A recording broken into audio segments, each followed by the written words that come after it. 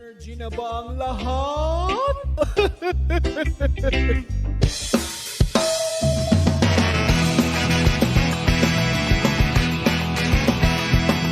Ang pinakasikat na FM.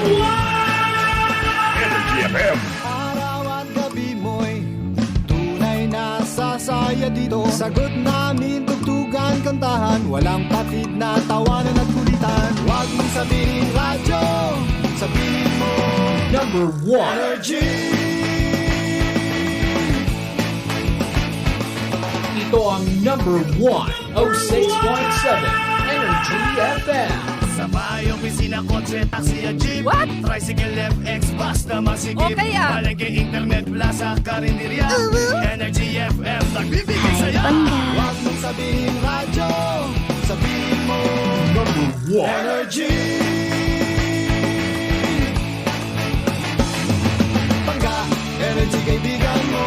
Pangga, energy ang numero uno. Agad tumango na at isigaw mo. Same, pero iba. Huwag mong sabihin radyo, sabihin mo Energy.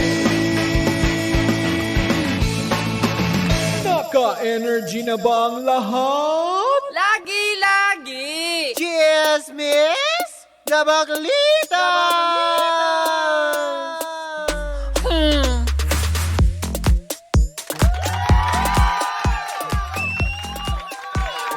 Kalma, kalma! Ako lang to.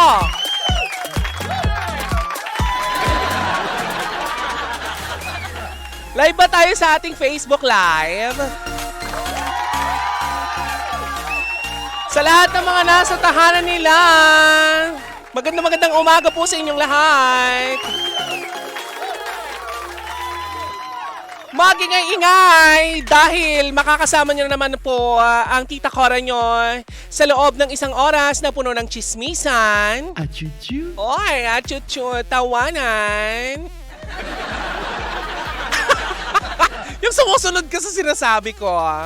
At musika dito pa rin sa number 106.7 Energy FM. Pangga, huwag mong sabihin radyo, sabihin mo. At ito na naman ang isang edisyon ng Baklitas. Woo! Woo! Ayan, sa lahat po ng mga nakatutok sa kanilang mga radyo ngayong umaga sa buong Metro and Mega Manila, magandang umaga po!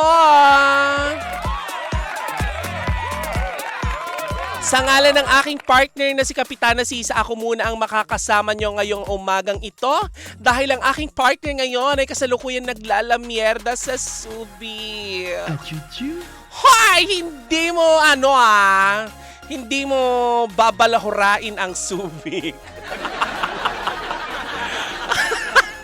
Hindi ka mag-uuwi ng bangkero. But anyway mga pangga, nakakaloka talaga itong weekend na ito dahil hindi lang talaga paglalamierda ang ginawa natin. Bukod dyan ay tayo ay namigay ng papremyo dyan sa Barangay 809. Tama ba ako? Barangay 809 dyan sa May Paco, Manila. Pasalamatan lang natin yung pangalan ng yung ating barangay captain dyan. Mamaya ay kukunin ko yung pangalan dahil medyo nakalimutan ko. Ang naaalala ko lamang, masarap yung kanyang kare-kare. Uy, palakpakan natin. Masarap yung kare-kare ni Kapitana. Ang syrup-syrup. Hi, but anyway, during the weekend na nga, Mare, eto nga ang chismis ko sa'yo, Panggano. During the weekend ay nasagap ko ang chismis na ito dahil sa aking pag-scroll dyan sa TikTok. Ayan. So nakalap ko ang chismis na nitong August 12. Ginanap dito sa Pilipinas ang meet and greet nitong si Seo En-guk. Tama ba? Oo, Seo En-guk. Ayan, isa siyang Korean idol. Ayan, isa siyang aktor at singer sa Korea na talaga namang hinahangaan ng ating mga madlang pangga, 'di ba? Nakakaloka 'yon.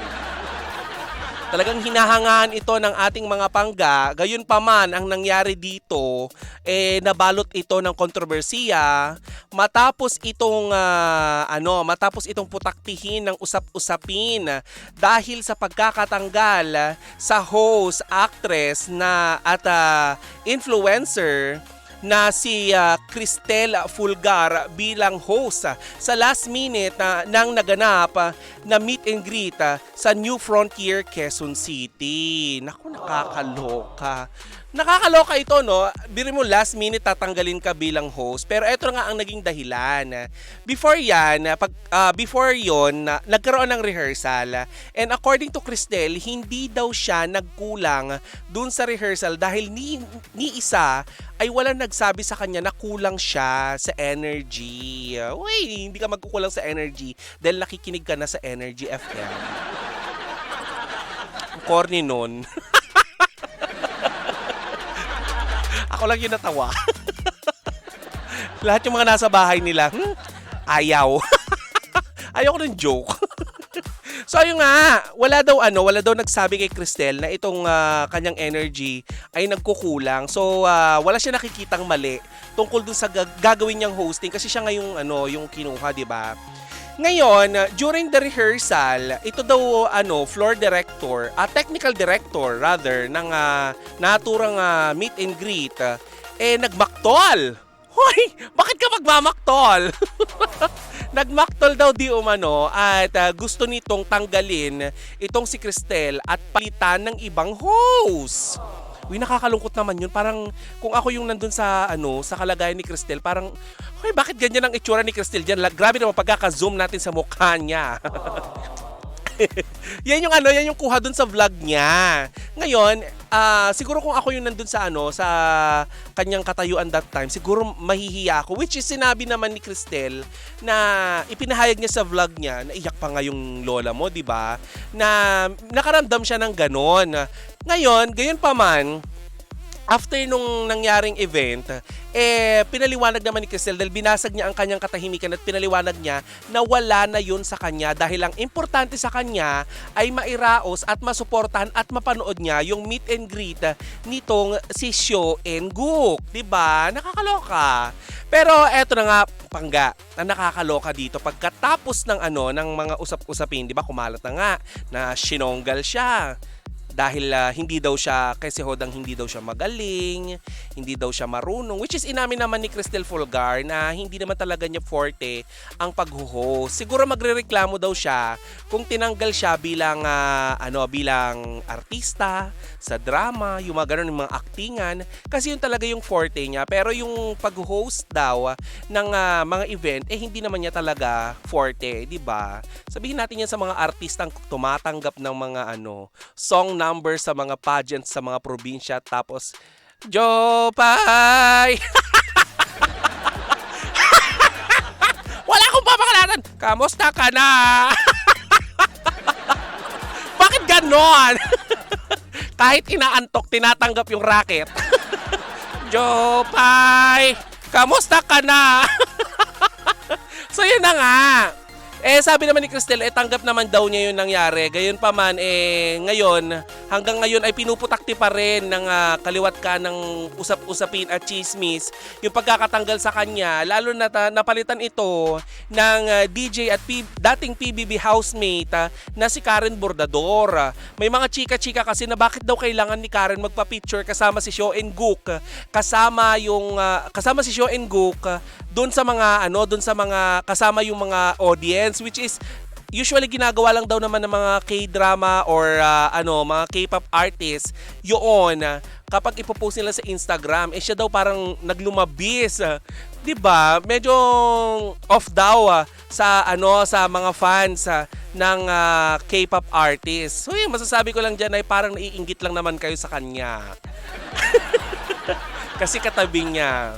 Pero alam nyo, kudos to Cristel Fulgar kasi sinabi niya na wala naman daw sa kanya na kahit tinanggal siya, ang importante daw ay nairaos yung meet and greet nitong si Seo En-guk. O diba?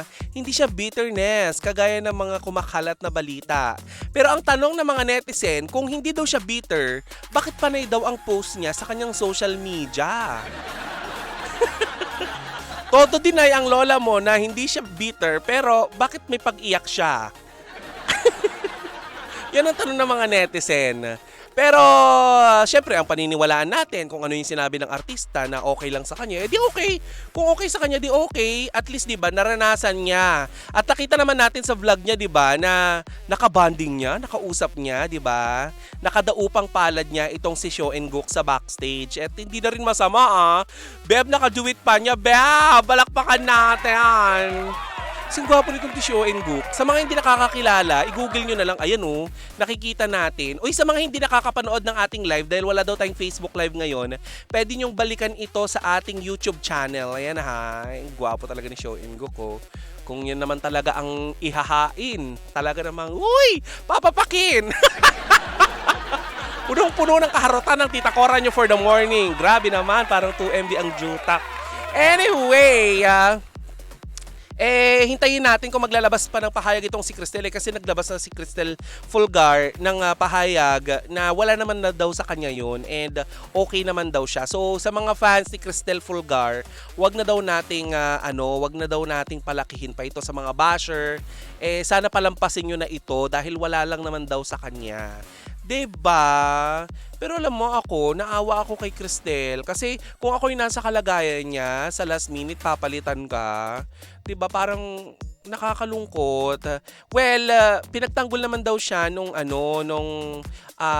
mga direktor na Pilipino dun sa event na yon. Kaso ang problema nga lang kasi, yung Korean technical director nagbabanta na naku, magbibitaw ako ang aalis kapag hindi nyo tinanggal yung Cristel Fulgar na yan. Grabe naman yung galit niya kay Cristel. Ang ganda naman kasi ni ate mo. Kahit naman siguro, ginamit yung ganda bilang hugutan ng galit. Di ba may mga ganyan? Kapag sobrang ganda mo, nag-iinitang ka. Pag sobrang yung sobrang ganda ng balat mo, yung dudulas lang yung tubig, hindi ka nababasa. Para kang Gabi. Pinag-iinitan ka. Kaya akong dami naiinis sa akin Hay! Punong-puno ng kayabangan. Anyway, yan muna ang unang yugto ng ating pagdadaupang palad. Pagdadaupang palad. Ng ating chismisan for today's video. Ayan, sa aking pagbabalik. Hindi ka mag-a-achuchu sa aking pagbabalik. Sa ating pagbabalik ay pag-uusapan naman natin ang isa na namang aktor na nasasangkot sa open letter. Open letter na pinost kung saan-saan. Na di umano'y nagyayaya ng tatluhang pagniniig. Pasintabi po sa mga bata dyan. Patnubay na magulang ay kailangan sa susunod nating chismis. Pero mamaya-maya na yan. Tayo'y maghahanap buhay muna at mag-aawitan, magtutugtugan dahil kayo pa rin ay nakikinig sa number 1, 06.7 Energy FM. Pangga, wag mong sabihin radyo, sabihin mo.